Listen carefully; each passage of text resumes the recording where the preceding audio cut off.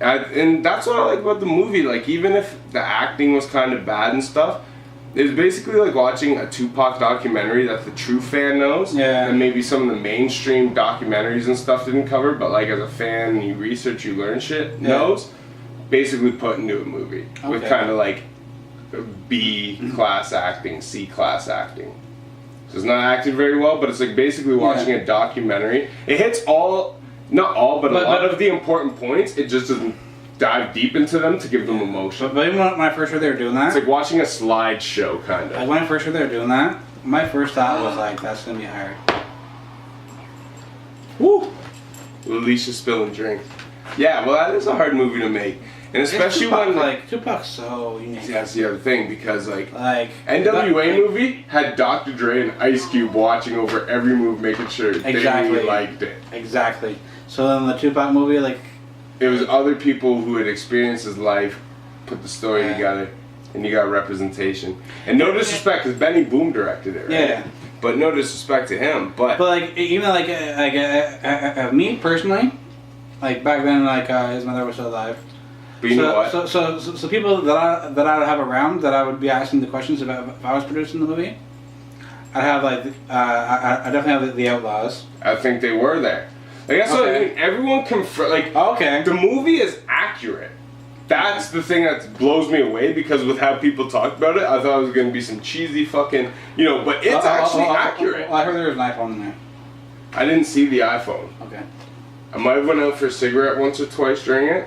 Yeah, okay. But like, I know the whole Tupac story, so it was at a part where like, there wasn't much. Like I think I paused it at least once. Maybe Didn't you say it was too accurate though? Like you thought there was like too much that they couldn't like deeply touch base. That's what everything? I said they should have made a 2-part movie, because you could have made the first half, even if you made the first half part 2, but you called it the prequel. You could have done the first half from about like his Black Panther militant roots. Because fans like myself who like, actually know Tupac, I'm like, that's dope, they included this. But almost you almost split it out like before I feel like Death Row. that's not a movie you can make in 2 parts. If you're gonna do it in 2 parts, split it right before Death Row. Almost, but not quite, because the Death Row, like, basically from Digital Underground to Death Row and Such a change at that point, though. But it's only 5 years. But if you made that a 2-hour movie itself, it's followable, and you're able to dig into the different characters. Like, imagine actually digging into Shock G's emotion, and so things when people. So where did you say it ends? For the first movie? I would say you do like a Afeni Shakur, Matulu Shakur. You do the Black Panther history. Yeah. Pac's birth. Yeah. The prison, like all this stuff, which is very vital key points to the militant individual he was in his mindset and what he was trying to do. You know what I mean? Like that deserved a movie in itself. That deserved 2 hours explaining up until the point where maybe he did Juice or like after Juice, and then the second movie start middle to after Juice. Maybe the first movie can go to like first album. First album. So the first album was a little bit before Juice, wasn't it? I think so. Yeah. So, that would be even better. If you want to Tupacalypse Now. And then the rest of the movie be the career. And then you could do the career, release it first. Yeah. Because that's the story that people are most interested in. But even like if you made the movie at once as a 4-hour movie, and you split it in half, release it almost like Star Wars, you know how they did, except they didn't record it all at the same time, but you know what I'm saying. Yeah. But release then the second half is the first half of the movie, Tupac's career, 2-hour movie, phenomenally done, all the proper detail, because they touch on everything in the Tupac movie, but it's not executed properly.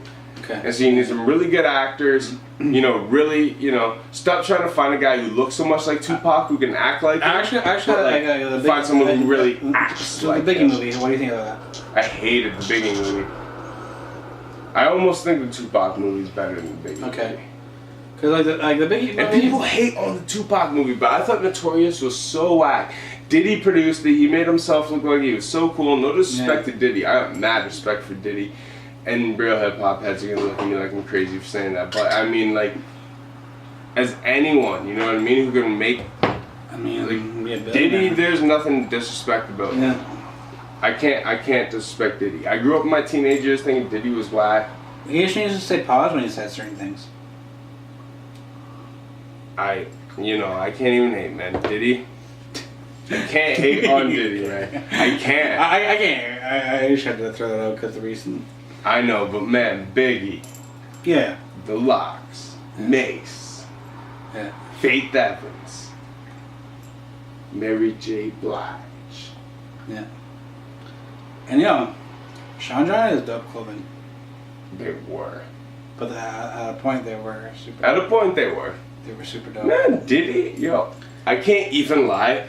The band, you remember? You remember making the band? Ciroc is a good vodka. Ciroc is a good. I almost bought a bottle of Ciroc tonight. Yo, but Ciroc is you good were vodka. at my crib and like Lindsay's like, yo, like he's here. I'm like, oh, word. So I didn't buy nothing. I almost bought Ciroc. But I like Ciroc. Shine. What's that? Shine. Yeah. Black Rob. Even I'm not a huge fan of, but Machine Gun Kelly. French Montana. Yeah. Yeah, French. Whew. Yeah. Loon. People forget about Loon. Like, I forgot about Loon until you said that. 112. 112. Come on. Yeah. That's crazy. Diddy has done some wack shit. Did we say Biggie? We must have. Yeah. Listened to the first. Obviously. But Puffy, like, man, you can't hate.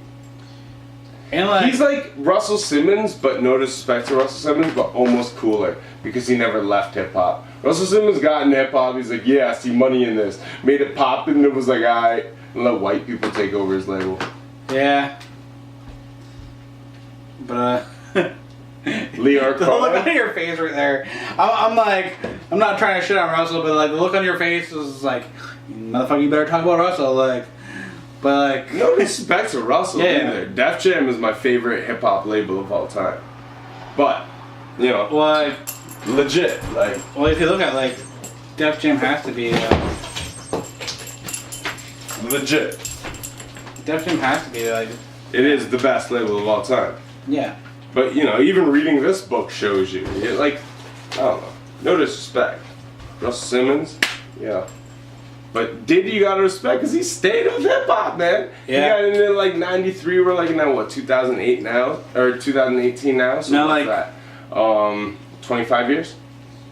Diddy's been going. We won't stop. We can't stop. Yeah. Yeah. I told him we don't stop. Like you can't hate that. You can't. And like for him to open and be like, yo, I don't write rhymes, I write checks. I respect So that. you know what I hate? That's why I hated Puffy in my teen years. When I was young, I fucked with Puffy. Then when I got older and started getting art of rap and blah blah, and I was like, yo, that's whack. But then, do you know when I changed my mind? It wasn't even till this point. I'm biased, but I changed my mind on Dr. Dre first. And I was like, yeah, well, he makes all the hot beats. And then over years, when you start to learn that. All he really did is mix the hot beats because people like Scott Storch played these hits and no disrespect to Dre either because he's phenomenal. Like one of the nobody instrument like. But honestly, like, I think early Dre was actually when Dre was kind of producing like the own shit. Like, But even that shit was hot. Yo, but even 2001 is what everybody loved. Yo, Warren G said which is still him. Warren G even said like on the first Chronic, that like he brought a lot of the samples in, and like he was like, yo, like Dre, you should use this record, and fucking, and some of those shits like were fucking, so he's always had kind of like, I'm not saying always, but like. But do you know what that is? But like even like that's artistic great. That's how you make artistic greatness. Is suggestions from people around. It's almost the same thing we were just. On the other podcast, I was saying about Lil' Kim. If you think about, because like we were saying, because Lil' Kim writes her rhyme and then Biggie would go over it. It's almost like, and that's almost like a good formula to make the great shit. So is Dre doing the same thing? Kind of like. Know what I think is happening? Or he's taking a certain part and like Well, I think in like NWA. Well, the thing is, as a producer, like I'll different even people- say, like, as myself, when I make beats, right? Yeah. Sometimes someone comes to me with a sample. Yeah. They're not able to make a beat out of it, and they tell me what they want me to do with it. And I'm like, all right. Speaking of that, I want to do that. And sometimes, I'm bring samples here, but but yeah, you know what I mean? I'll do it. You know, I will do it. Yeah. That doesn't mean it's the most passionate beat I'm behind, because as a producer, part of the beauty of making a beat is finding that sample, chopping it up yourself, and making art out of it. You know what I mean? It's like, that's why, like, Primo, I've heard him say, I don't know if he said it, either way, I read it, or maybe I created the theory out of my head just by hearing what Primo said, but basically Primo, Nas came to Primo with the Memory Lane sample, wanted to chop, and Primo's kind of like, to my understanding from what he said maybe in an interview, was like, yeah, you know, whatever. Yeah. I'll do it. But wasn't like huge on it. And it became like a classic beat. Yeah. People, and he's kind of like, yeah, it's crazy because, like, you know, you kind of never really know what will, you know. But Nas came to that with him, but that would be like trying to discredit Primo for making Memory Lane. Right. Like, you can't discredit someone for catering to the artist. Yeah. Like, that's ridiculous. Well, even like That's the point I'm trying to make. Even if you look at what Premier did with Prime. The whole samples were from Adrian Young. Yeah. And he wasn't feeling doing it at first, but you I heard the interview about it, and he was like, yeah, I wasn't feeling it at first, but once I got into it, like, he was doing it, like, Primo, honestly, is the most honorable producer of all time. Definitely. Pete Rock is also up there, because him and Primo, you know, hold a lot of similar ethics and stuff, but Primo has just produced Primo's more classics. Higher to me. So, yeah, way higher. Way higher. Primo is my favorite producer of all time, and I think Quincy Jones a phenomenal producer. You know what I mean? Like, I think Rick Rubin's a phenomenal producer. Like, I'm not even just talking like Dre's up here. Rap. Yeah, Dre, phenomenal producer. Yeah. But DJ Premier, the best producer of all time, at least in hip hop. If we want to talk about the genres, maybe we'll get into it, you know, but in hip-hop, number one. Oh, man, like... and he always does the beat himself. You don't have to worry about someone ghosting a Primo beat either. No disrespect to the you know, because Dre sonically has always been on a level higher amongst most engineers and everything, but... You know, okay, I put Premier as best producer, but Dre might be the best engineer. Yeah, like producer, engineer, like just like like the mix. Imagine if Dre mixed all Premier's records. He didn't mix them all, but did you hear the joints they did together? The Hannibals? Fire. There's other ones? I don't know. The Game documentary 2. It's produced by them both. Documentary 2, that album? The song. Song.